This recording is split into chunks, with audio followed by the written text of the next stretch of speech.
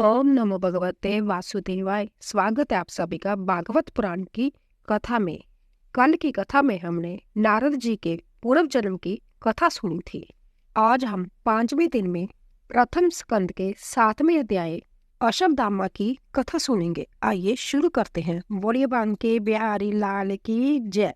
अश्वत्थामा दुष्ट ने हने द्रौपदी लाल, पृथ्वी पुत्र ने नीच को दंड दियो तहि काल। अश्वत्थामा के हाथ से द्रौपदी के पुत्रों की मृत्यु तथा अर्जुन के द्वारा अश्वत्थामा को दंड देना। शौनक जी बोले, हे सूत जी, जब नारद जी चले गए तब परम ज्ञानी श्री व्यास जी ने क्या निश्चय किया? सूत जी बोले, हे शौनक जी, श्री वेद व्यास जी नारद जी के उपदेश का तात्पर्य समझकर शांत हो गए। श्री व्यास जी का आश्रम सरस्वती नदी के पश्चिमी तट चंपाप्रास नामक स्थान पर है। उस स्थान पर बेर के वृक्षों का रम्य वन है। वहीं पर ऋषि लोग निरंतर जग करते हैं। व्यास जी ने अपने आश्रम में बैठकर आचमन किया और शुद्ध मन होकर अपने जोग बल से भगवान की माया को देखा, जिसके कारण सभी प्राणी गुणों से रहित होते हुए भी तीनों गुणों से बरतते हैं तथा कर्म बंधन में फंसते जाते हैं। श्री वेद व्यास जी ने अपनी बुद्धि बल से जान लिया कि भक्ति योग ही परम शांति का एकमात्र साधन है। संसारिक प्राणी इस उपाय को नहीं जानते हैं, इसीलिए उनकी मुक्ति का यही सुगम मार्ग समझकर उन्होंने श्रीमद् भागवत का निर्माण किया, जिसे परमहंसों की संहिता कहते हैं। श्रीमद् भागवत के श्रवण से सहज ही में भगवान वासुदेव की भक्ति प्राप्त हो जाती है। प्राणी भगवान के माया जाल, मोह, शोक, अज्ञान से मुक्त हो जाता है। इस भागवत संहिता को रचकर उन्होंने प्रथम अपने पुत्र श्री सुखदेव जी को इसका उपदेश दिया और उन्हें सांगोपांग पढ़ाया। शौनक जी बोले, हे सूत जी, श्री सुखदेव जी परम ज्ञानी तथा निर्वृत्ति प्रायण होते हुए उन्होंने फिर श्रीमद् भागवत जैसे विशाल ग्रंथ के पढ़ने की क्यों आवश्यकता हुई? सूत जी बोले, हे शौनक जी, भगवान से प्रेम करने वाले भक्तजनों के लिए उनके चरित्रों का वर्णन जितनी बार भी उनसे किया जाए वह उन्हें उतना ही आनंदमय रस देता है। यह भगवान कथा उनके चित्त को अपनी ओर खींचती है। भागवत कथा उन्हें इतनी मधुर लगती है कि वह उसके श्रवण की बार बार इच्छा करते हैं और फिर भी अतृप्त से रहते हैं। श्री सुखदेव जी सम्भ्य परम ज्ञानी भागवत भक्त एवं अपनी आत्मा में रमण करने वाले आत्मज्ञानी और व्यास जी के पुत्र है। फिर सुखदेव जी जैसे भागवत भक्त ऐसी अमृतमयी कथा का अध्ययन क्यों न करे? हे शौनक जी, श्रीमद् भागवत संहिता ने उन्हें सम्भ्य अध्ययन के हेतु अपनी ओर आकर्षित कर लिया। इसी कारण उन्होंने उसका अध्ययन किया। सूत जी बोले, हे शौनक जी, अब मैं आपको राजा परीक्षित के जन्म, कर्म तथा मोक्ष प्राप्ति की कथा सुनाता हूँ। उस कथा के अंत ग्रंथ भगवान श्री कृष्ण और परम भक्त पांडवों के चरित्र का उत्तम वर्णन है। जब महाभारत युद्ध में भीमसेन की गदा से कौरवों का नाश हो गया था और दुष्ट अभिमानी दुर्योधन की जांग भी भीमसेन ने मल्ल युद्ध में तोड़ दी, तब अपने राजा दुर्योधन की ऐसी दशा देखकर अश्वत्थामा छिपकर पांडवों के शिविर में आया और उस घोर काल रात्रि में पांडवों के बचे हुए वीर महारथियों के सिर कृपाचार्य और कृतवर्मा की सहायता से काट डाले। उनके साथ ही सोते हुए पांडवों के 5 पुत्रों के सिर भी अश्वत्थामा ने काट लिए। जब अपने पुत्रों की मृत्यु का समाचार द्रौपदी ने सुना तो वह विलाप करने लगी। अश्वत्थामा का यह नीच कर्म सभी को बुरा लगा, जहां तक कि द्रौपदी ने भी यह सब सुना तो उसे भी यह अच्छा नहीं लगा। द्रौपदी के विलाप को सुनकर अर्जुन ने द्रौपदी को समझाया और उस नीच कर्म हत्यारे ब्राह्मण को पकड़कर उसके सिर को काट के लाने की प्रतिज्ञा की। ऐसा निश्चय करके भगवान श्री कृष्ण को सारथी बनाकर महावीर अर्जुन अपने गांडीव धनुष को लेकर अश्वत्थामा के पीछे दौड़ पड़े। अश्वत्थामा अर्जुन को अपने पीछे आते हुए देखकर भाग निकला। भागते भागते अपनी रक्षा हेतु सभी स्थानों में गया, किंतु सब जगह अर्जुन को ही अपने पीछे आते हुए पाया। जब उसने अर्जुन से अपनी प्राण रक्षा का कोई उपाय न देखा तो ब्रह्मा अस्त्र के प्रयोग करने का निश्चय किया। ब्रह्मा अस्त्र का चलाना तो वह जानता था, किंतु उसे लौटाना नहीं जानता था। डर के कारण उसने उस ब्रह्मास्त्र को प्रयोग अर्जुन पर कर दिया। जब अर्जुन ने उस अति प्रचंड तेजमय ब्रह्मास्त्र को अपनी ओर आते हुए देखा, तब उन्होंने भगवान श्री कृष्ण की इस प्रकार से विनती की। अर्जुन बोले, हे जनार्दन, आप ही इस त्रिगुणमयी सृष्टि को रचने वाले सच्चिदानंद परमेश्वर हैं। सृष्टि के आदि और अंत में आप ही शेष रहते हैं। आप ही अपने भक्तजनों की रक्षा के लिए तथा उनको संसार के तपते हुए ताप से बचाने के लिए अवतार ग्रहण करते हैं। आप ही ब्रह्मा रूप होकर सृष्टि को रचते हैं तथा विष्णु स्वरूप से पालन करते हैं और रुद्र रूप से संहार करते हैं। आपका अवतार भक्तों की रक्षा के लिए ही होता है। अंततः आप मुझे बताइए कि जब प्रचंड तेज में अग्नि जो सामने से मेरी ओर बढ़ी आ रही है क्या है, कहाँ से आ रही है, इससे बचने का क्या उपाय है, जब मुझे समझाइए।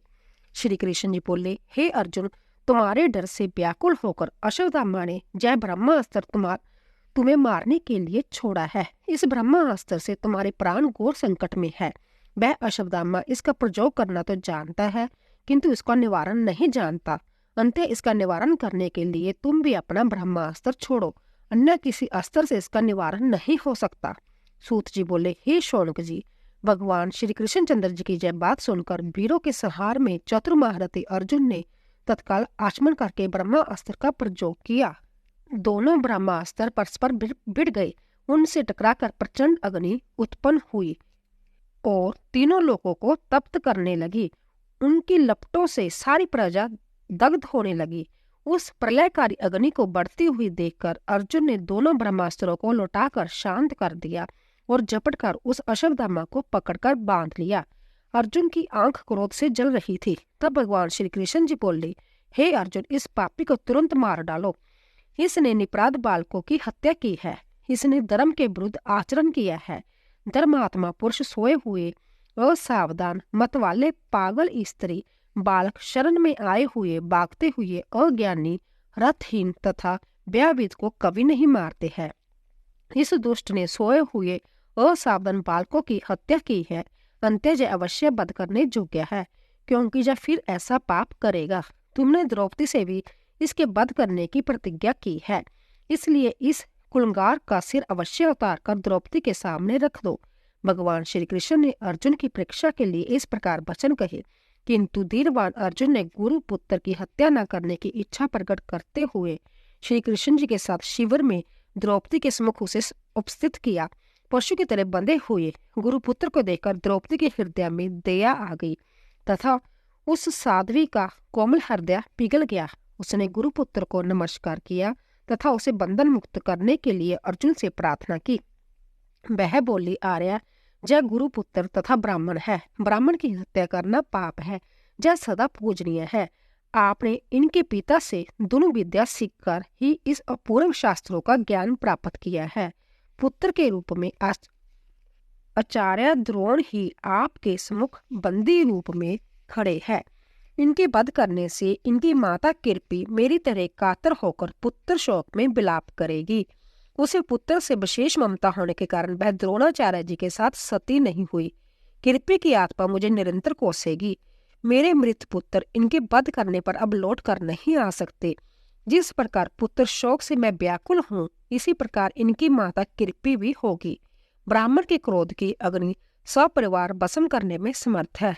अंत्य आप इनको अवश्य मुक्त कर दीजिए। सूत जी बोले, हे मुनिगणों, द्रौपदी के न्याय तथा धर्मयुक्त वचन सुनकर वहां पर जितने उपस्थित पांडव तथा उनकी स्त्रियां व अन्य पुरुष थे, सभी ने द्रौपदी की प्रशंसा की। धर्मराज युधिष्ठिर ने महारानी के ऐसे धर्मयुक्त वचन सुनकर उनका अति सत्कार किया। नकुल, सहदेव तथा संबल श्री कृष्णचंद्र ने भी द्रौपदी के वचनों का आदर किया और प्रशंसा की। सभी स्त्री पुरुषों ने द्रौपदी के वचनों का समर्थन किया, किंतु भीमसेन ने क्रोध में लाल लाल नेत्र करके कहा कि इस दुष्ट ब्राह्मण पुत्र ने सोते बालकों की व्यर्थ ही हत्या की है। अंत से अवश्य मार डालना चाहिए। तब भगवान श्री कृष्णचंद्र ने हंसते हुए अर्जुन से कहा, अर्जुन, तुम्हें द्रौपदी से की हुई प्रतिज्ञा तथा भीमसेन की बात को पूर्ण करना चाहिए, किंतु शास्त्रों में मैंने पतित ब्राह्मण का भी वध करना पाप कहा है और आताताई को दंड न देना भी पाप है। अंत मेरी दोनों आज्ञाओं का पालन करते हुए द्रौपदी के साथ की गई प्रतिज्ञा को पूर्ण करो। सूत जी बोले, हे शौनक जी, भगवान श्री कृष्णचंद्र के मन की बात समझकर अर्जुन ने अपनी तलवार से अश्वत्थामा के सिर के बाल काटकर उसके मस्तक की मणि निकाल ली। उससे वह श्रीहीन हो गया। श्रीहीन तो उसी क्षण हो गया था जब उसने सोते हुए बालकों की हत्या की थी, किंतु केश मुड़ जाने और मणि के निकल जाने से वह और भी शरीरहीन हो गया। उसका सिर नीचे झुक गया। उसको बुरा भला कहकर शिविर से बाहर निकाल दिया गया। उसके लिए यह अपमान मृत्यु से भी अधिक बढ़कर था। पांडव लोग सभी अपने बंधु बांधव व पुत्रों की मृत्यु से शोकाकुल थे। उनकी अंत्येष्टि क्रिया आदि कर्म किए। 8वां अध्याय। ब्रह्मास्त्र की अग्नि से जर्यो गर्भ में पाल, जदुपति ने रक्षा करी रची माया को जाल, कर जोरे कुंती करे स्तुति मदन गोपाल, कौरव पांडव नाश ते धर्म भय बेहाल। सूत जी बोले, हे शौनक जी, अपने समजनों को जल दान करने की निमित्त पांडव लोग धृतराष्ट्र तथा भगवान श्री कृष्णचंद्र को आगे कर अपने वंश के संपूर्ण स्त्रियों के साथ गंगा तट पर गए। स्त्रियां कुररी की भांति विलाप करती हुई गई। उनके शोक से व्याकुल होकर धर्मराज युधिष्ठिर अति दुखी हुए। धृतराष्ट्र, गंधारी, कुंती और द्रौपदी सभी अपने पुत्र पौत्रों तथा सब जनों के लिए शोक करने लगी। उस समय भगवान श्री कृष्णचंद्र ने दौम्य तथा वेद व्यास जी आदि मुनियों के साथ उन सबको अनेक प्रकार की जुक्तियों से दृष्टांत देकर स्थापना दी और समझाया कि यह संसार नाशवान है। जो जन्म है उनकी एक दिन मृत्यु अवश्य है। सब काल के अधीन है। मृत्यु सबको खाती है। अंत्य उन मरे हुए के लिए शोक करना व्यर्थ है। इस प्रकार अनेक जुक्तियों से अजात शत्रु धर्मराज युधिष्ठिर को समझाकर उनने हस्तिनापुर का राजा बनाया। उनसे 3 अश्वमेध यज्ञ कराए। इस प्रकार युधिष्ठिर के शोभर जश को इंद्र के समान फैलाया। जब हस्तिनापुर में रहते हुए भगवान श्री कृष्ण को प्राप्त समय व्यतीत हो गया, तब एक दिन द्वारका जाने का विचार किया और पांडवों से विदा लेकर तथा वेद व्यास जी आदि मुनियों की आज्ञा लेकर रथ में बैठकर सात्विक तथा उद्धव के साथ द्वारका जाने के लिए प्रस्तुत हुई। उसी से में एक अपूर्व घटना हुई। उन्होंने देखा कि उनकी वधू उत्तरा बेया से व्याकुल होकर रुदन करती हुई आगे से दौड़ी आ रही है। उत्तरा ने व्याकुल स्वर से कहा, मुझे बचाओ, मेरी रक्षा करो। आप जोग जोगेश्वर हैं, देवताओं के भी देवता हैं, संसार की रक्षा करने वाले हैं। आप सर्वशक्तिमान हैं। ये देखिए, प्रज्वलित लोहे का बाण मेरी ओर चला आ रहा है। हे जनार्दन, जय बाण मेरे गर्भ को नष्ट न कर दे। हे प्रभु, आप ही मेरी रक्षा करने में समर्थ हैं। सूत जी बोले, हे शौनक जी, उत्तरा के ऐसे कातर वचन सुनकर भगवान श्री कृष्ण तुरंत रथ से कूद पड़े और बोले कि अश्वत्थामा ने पांडव वंश को नष्ट करने के लिए फिर से ब्रह्मास्त्र का प्रयोग किया है। पांडवों ने भी अपनी ओर दहकते हुए 5 बाणों को आते हुए देखा। तब उन्होंने तत्काल अपने अपने अस्त्र संभाले। तब भक्त वत्सल भगवान श्री कृष्णचंद्र ने अपने भक्तों की रक्षा के लिए सुदर्शन चक्र की उनकी रक्षा की। उन जोग जोगेश्वर ने उत्तरा के गर्भ में प्रविष्ट होकर अपनी माया के कवच से उस गर्भ को आच्छादित कर दिया। हे शौनक जी, ब्रह्मास्त्र से किसी की भी रक्षा नहीं हो सकती है और न ही वह किसी प्रकार से निवारण हो सकता है। किंतु फिर भी भगवान श्री कृष्णचंद्र ने अपने तेज से उसे तुरंत शांत कर दिया। वह सर्वशक्तिमान है। वह अजन्मा होकर भी संसार की उत्पत्ति, स्थिति और लय करते हैं और भक्तों की रक्षा के लिए ही जन्म धारण करते हैं। जब कुंती और द्रौपदी ने भगवान की इस अपूर्व शक्ति को देखा कि उन्होंने ब्रह्मास्त्र को एक क्षण ही में हंसते हंसते शांत कर दिया, तब उन्होंने उनकी इस प्रकार से प्रार्थना की। कुंती बोली, हे जनार्दन, आप संपूर्ण पदार्थों तथा प्राणियों में एक ही भाव से विद्यमान है, किंतु फिर भी इंद्रियों द्वारा आप प्राणियों को दृष्टि नहीं आते। आप प्रकृति से परे हैं, संपूर्ण विश्व को अपनी माया से ढके रहते हैं। मैं अज्ञान स्त्री आपको पहचानने में असमर्थ हूँ। मैं आपको साष्टांग प्रणाम करती हूँ। जिस प्रकार मनुष्य नट को सामने देखकर भी उसकी विद्या को नहीं समझ पाते, उसी प्रकार अज्ञानी आपको नहीं पहचान पाते। आप सदा परमहंसों के हृदय में भक्ति प्रदान करते हैं। भक्तों की रक्षा के लिए आपका अवतार हुआ है। भला हम अज्ञान नारियां आपको किस प्रकार पहचान सकती हैं? हे वासुदेव, हे जशोदानंदन, हे गोविंद, हे कृष्ण, हे माधव, आपको हमारा बारंबार प्रणाम है। जिस भगवान की नाभि से कमल उत्पन्न होकर ब्रह्मा की उत्पत्ति करता है, जो शेष शैया पर जोग इंद्रा में विराजमान रहते हैं, जिनके चरणों में कमल का चिन्ह है, जो सदैव अपने पक्ष स्थल पर विशाल बनमाला धारण किए रहते हैं, जिनकी नेत्र कमल के समान विशाल है, उन श्री कृष्णचंद्र को हमारा बारंबार प्रणाम है। हे मधुसूदन, जिस प्रकार आपने अपनी माता देवकी की रक्षा दुष्ट कंस से की थी, उसी प्रकार आपने उन दुष्ट कौरवों से मेरी रक्षा की है। मैं आपके उपकारों को कहाँ तक गिनाऊं? आपने सर्वत्र ही पांडवों की रक्षा की है। विष से, लाशाग्रह से, हिडम्ब आदि दैत्यों से, द्रुपद की सभा में राजा लोगों से तथा महाभारत के युद्ध में आप ही ने मेरे पुत्रों की विजय कराई है। अभी अभी इस ब्रह्मास्त्र से आपने मेरे वंश की रक्षा की है। जब विपत्तियां ही आपको पहचानने का सरल व सुगम मार्ग है। मैं आपसे यही बार मांगती हूँ कि हम पर सदा बारंबार विपत्तियां आती रहे और आप उनके निवारण के लिए अपने दर्शन देते रहे।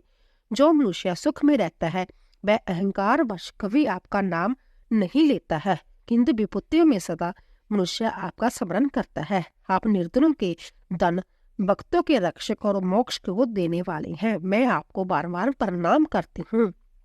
हे हरिसूदन, आप सब पर समान रूप से प्रेम करते हैं। आप ना कोई मित्र है ना कोई शत्रु है, किंतु फिर भी मनुष्य अपनी विषय बुद्धि से आपको शत्रु और मित्र मानते हैं। आपके लिए कोई कर्म शेष नहीं, किंतु फिर भी संसार के दिखाने के लिए कर्म करते हैं। आपका बचपन अति ही आनंदमय था।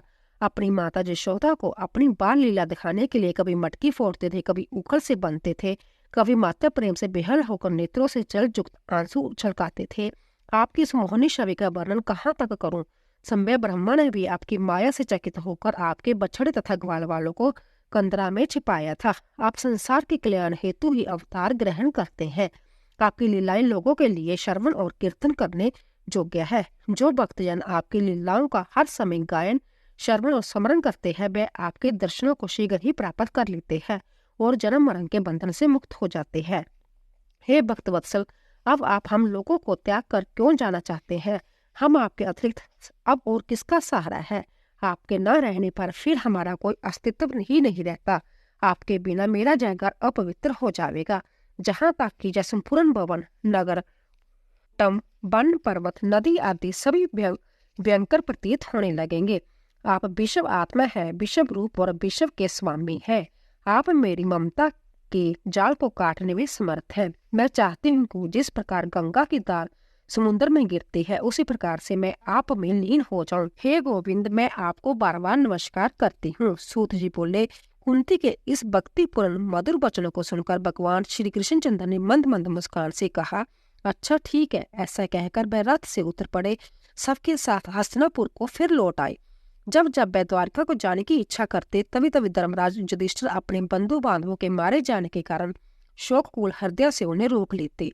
भगवान श्री कृष्णचंद्र अनेक इतिहास पुराणों के दृष्टांतों से उन्हें स्तावना देने की चेष्टा करते, किंतु जब इतने पर भी धर्मराज युधिष्ठिर का शोक दूर न हुआ, तब वह कहने लगे कि मुझसे अधिक दुराचारी दुर्मात्मा कौन होगा, जिसने इस राज्य के लिए अनेकों अक्षौहिणी सेना का संहार कर डाला। मैंने अपने कुटुंबियों, संबंधियों, सरहदियों, गुरुजनों आदि सभी को युद्ध अग्नि में झोंक दिया। उनकी विधवाएं अपने कातर स्वरों से विलाप करके मेरे हृदय को बाणों से भी अधिक पीड़ा दे रही है। शास्त्रों का कथन है कि राजा प्रजा की रक्षा के लिए धर्म युद्ध करे और शत्रु का नाश करे तो उसे पाप नहीं लगता, किंतु फिर भी मुझे स्थावना नहीं होती है। जिन स्त्री के पति बंधु बांधव हमारे द्वारा मारे गए हैं, उनके प्रति मैं घोर अपराधी हूँ। यह जग जगाती का उनका प्रायश्चित नहीं कर सकते, इसीलिए मेरा हृदय इस धार्मिक वेदना से अंतत दुखी रहता है। बोलिए श्री कृष्ण भगवान की जय। अगर आपको हमारी कथा पसंद आई हो तो जाने से पहले जय श्री कृष्ण अवश्य लिखें। धन्यवाद।